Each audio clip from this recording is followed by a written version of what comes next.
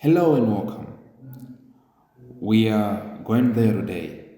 We are talking about something half the population experiences for a significant part of their lives. Yet, we all whisper about it menstruation, periods. To help me, and probably a lot of our listeners, understand this better, we are joined by health educator Sharon. Sharon, thanks for coming on to talk about. Thanks for having me, Uncle. And it's okay, you can say the word. Period, menstruation, it's not a dirty word. I'm happy to be here to demystify it. Okay, demystify is the right word. Let's start with the biggest question. Why is there so much stigma and embarrassment around a completely natural biological process? It's a great question. The stigma is centuries old, rooted in cultural and religious beliefs that often framed menstruation as unclean or something to be hidden. This secrecy creates shame. Girls are often taught to be discreet, to hide their pads, to never mention it in front of boys or men. This sends a message from a very young age that this is something to be ashamed of rather than understood as a sign of a healthy body. So the silence itself teaches the shame. Exactly. And this has real world consequences. It leads to poor education. Many girls start their first period terrified, thinking they're dying or sick because no one ever talked to them about it honestly.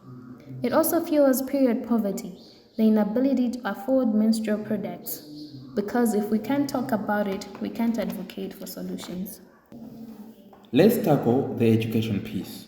What's one thing you wish everyone, and I mean everyone, including men and boys, understood about periods?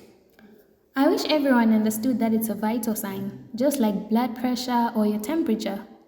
The menstrual cycle is a complex, beautifully orchestrated symphony of hormones that just doesn't control bleeding.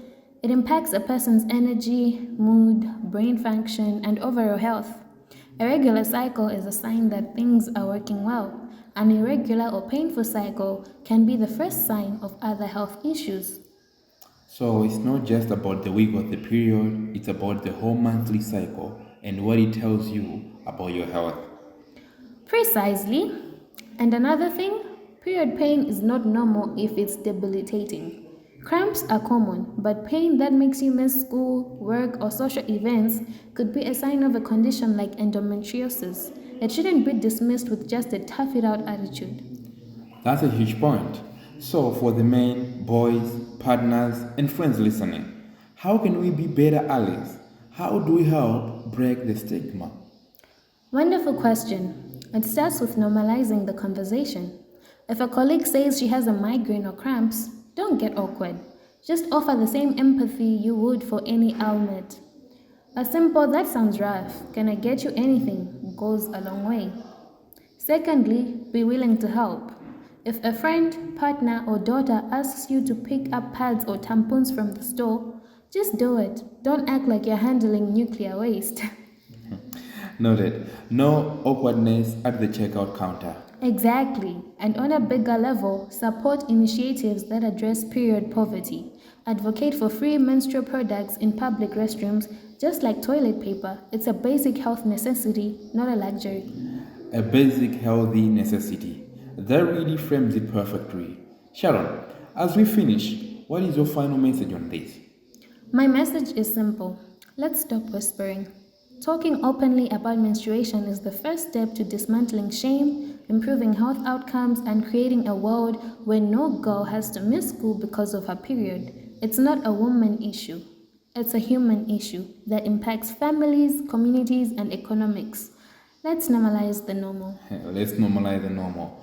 Thank you, Sharon, for your honesty, your clarity, and for making this so much less awkward. My pleasure, Uncle. Alright, everyone, consider the taboo broken. Let's keep the conversation going.